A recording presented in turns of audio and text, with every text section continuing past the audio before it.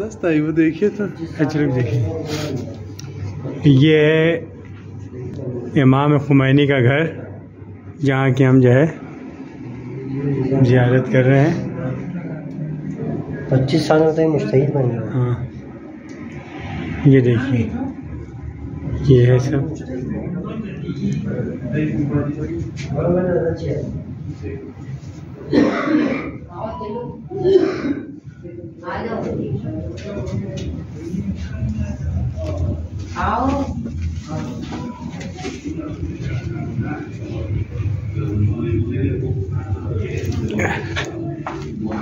ये इमाम खुमैनी का घर है।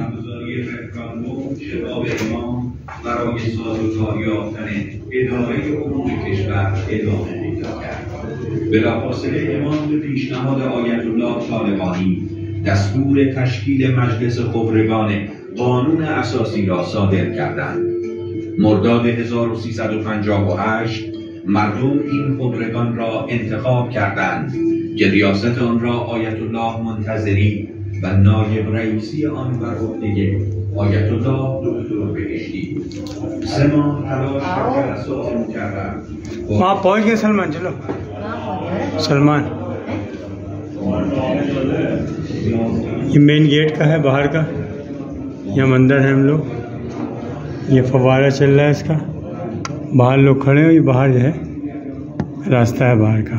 ठीक, खुदा हाफिज़।